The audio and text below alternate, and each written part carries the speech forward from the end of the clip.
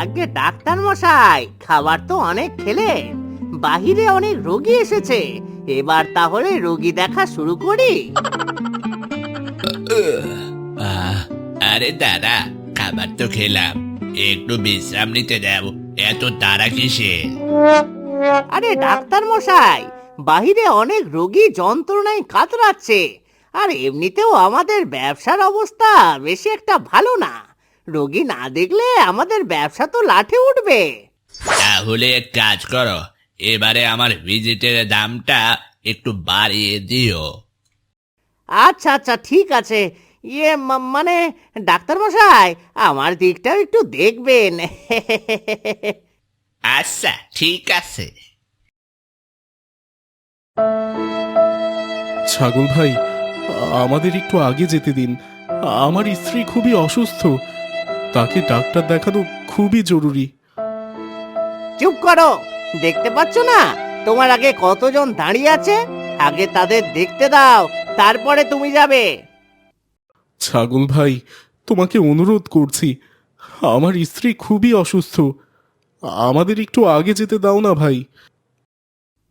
এই তো একটা সুযোগ পেয়েছি। আচ্ছা ঠিক আছে, তোমাদের আমি আগে যেতে পারি, কিন্তু তার আগে আমাকে কিছু বকশিশ দিতে হবে, তাহলে তোমরা আগে যেতে পারো। আচ্ছা ঠিক আছে, এই নাও তোমার বকশিস। আসো আসো, আমার সাথে আসো। আরে বানর, কি হয়েছে তোমার? ডাক্তার মশাই, আমার কিছু হয় নাই, আমার স্ত্রী খুবই অসুস্থ, তাকে নিয়ে এসেছি। ও আচ্ছা ঠিক আছে, দাঁড়াও আমি দেখছি। আরে তোমার স্ত্রীর তো মাথায় সমস্যা, তার মাথা অপারেশন করতে হবে, আর অপারেশন করতে অনেক টাকা লাগবে বুঝলে। এ কি বলছেন আপনি? আমার স্ত্রীর তো পেটে ব্যথা, সেটা আবার মাথায় গেল কেমন করে? এই জন্যই আপনাকে বলি, ভালো মন্দ না জেনে কোনো কথা বলবেন না।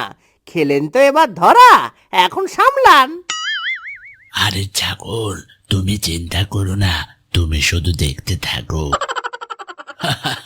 আরে আমি তো মজা করছিলাম, তোমার স্ত্রীকে একটা ইঞ্জেকশন দিতে হবে, তারপর আমি কিছু টেস্ট দিচ্ছি, এগুলো করে নিয়ে আসো, তারপর দেখছি। আচ্ছা ঠিক আছে ডাক্তার মশাই। ডাক্তার মশাই, আমি বেশ কিছুদিন ধরে কোনো কিছু খেতে পারছি না, আর আমার খাবার কোনো রুচিও নাই। আরে এটা তো ভালো কথা, খাবার রুচি না থাকলে খিদেও লাগবে না, আর খাবারও বেঁচে যাবে। আরে ডাক্তার মশাই, এটা আপনি কে বলছেন? আপনার মাথা কি ঠিক আছে? খাবার না খেলে তো আমি মারাই যাব, আর তখন খাবার বেঁচে আর কোনো লাভ হবে না, বুঝলেন? মা মা মা, ডাক্তার মশাই, আপনি যেভাবে রোগীদেরকে পরামর্শ দিচ্ছেন, তাতে আমার মনে হচ্ছে আপনি মনে হয় দেশের খাদ্যমন্ত্রী। দেশের খাদ্য সংকট থেকে মুক্তির জন্য মানুষকে না খেয়ে থাকার পরামর্শ দিচ্ছেন। এতে মানুষ খাবার বাঁচাতে গিয়ে না খেয়ে মরবে, তাই না? এরকম পরামর্শ দিতে থাকলে আপনাকেও না খেয়ে মরতে হবে। আচ্ছা ঠিক আছে, আমি দেখছি। তেমন কোনো সমস্যা নেই, তোমাকে কিছু ঔষধ দিচ্ছি, এগুলো ঠিকমতো খাবে, কিছুদিনের মধ্যেই তুমি ঠিক হয়ে যাবে। নাও তোমার ঔষধ। কিন্তু ডাক্তার মশাই, এগুলো দেখে তো ফলমূল মনে হচ্ছে, তাও আবার পচা। আমি এগুলো কিভাবে খাবো? এত বেশি কথা বলো কেন? ডাক্তার তুমি না আমি? আমি যেগুলো দিচ্ছি সেগুলোই ওষুধ, বুঝলে? আমার দেওয়া ওষুধ 100% কাজ করে। আমি হচ্ছি এই বনের MBBS ডাক্তার শেয়াল, বুঝলে? আচ্ছা ঠিক আছে, কিন্তু ডাক্তার মশাই, ওষুধ খাবার নিয়ম তো বললেন না। হ্যাঁ তাই তো, এই যে সবুজ রঙের ওষুধটা দেখছো, এটা রাতে ঘুমানোর পরে খাবে, আর লাল রঙের ওষুধটা সকালে ঘুম থেকে ওঠার আগে খাবে, বুঝলে? আচ্ছা ঠিক আছে ডাক্তার মশাই। এটা আবার কেমন ওষুধ খাওয়ার নিয়ম? এরকম নিয়ম তো আগে কখনো শুনিনি। আরে ছাগল, এটা তুই কার রিপোর্ট নিয়ে এসেছিস? এটা তো কুকুরের রিপোর্ট। হারামজাদা, তুই আমার ব্যবসায় লাল বাতি জ্বালাবি? আরে ডাক্তার মশাই, এটা যে কুকুরের রিপোর্ট সেটা শুধু আপনি আর আমি জানি, বানর তো জানে না। আপনি যে কোনো একটা বলে দেন, না হলে খবর যদি বানর শোনে তাহলে আমাদের ব্যবসায় তো আরো লাল বাতি জ্বলবে, আর আমরা আমাদের জান নিয়ে ফিরে যেতে পারবো না। তুই আমাকে মেরেই ছাড়বি। আচ্ছা যাই হোক, শোনো বানর, তোমার স্ত্রীর পায়ে একটু সমস্যা আছে, আমি ঔষধ দিচ্ছি, এগুলো খেলে তোমার স্ত্রী ঠিক হয়ে যাবে।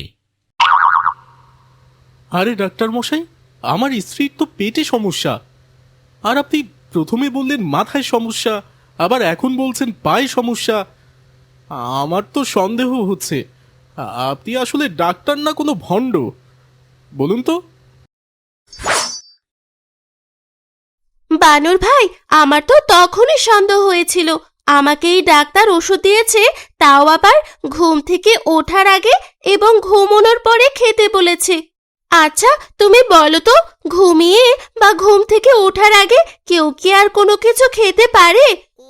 আমার তখনই মনে হয়েছিল এটা আসলে ভুয়া ডাক্তার। আরে ছাগল, আমাদের মনে হয় আর শেষ রক্ষা হলো না। এরা তো মনে হয় সবকিছু বুঝতে পেরেছে। তোকে আগেই বলেছিলাম, এখন কোনো রকম জানটুকু নিয়ে পালাতে পারলেই বাঁচি। আমি আপনাকে আগেই বলেছিলাম এরকম ভুলভাল চিকিৎসা কাউকে দেবেন না, কিন্তু আপনি তো আমার কোনো কথাই শোনেননি। আমি যদি আগে জানতাম তাহলে আপনার সাথে কখনোই থাকতাম না। এখন জানটুকু বাঁচলেই হয়। চলুন চলুন, পালাই পালাই, এখান থেকে পালাই। কোথায় পালাচ্ছ মামা? আজকে তোমাদের দুজনের একদম সঠিক চিকিৎসা আমরা করব, তাও আবার বিনা টাকায়, বুঝলে? কোথায় তোমরা? সবাই ভিতরে এসো। এই ভুয়া এমবিবিএস ডাক্তার শিয়ালকে আজ এমন শিক্ষা দিতে হবে যেন ও সারা জীবন মনে রাখে, ভবিষ্যতে যেন আর কারোর সাথে কোনো রকম ভণ্ডামি করতে না পারে।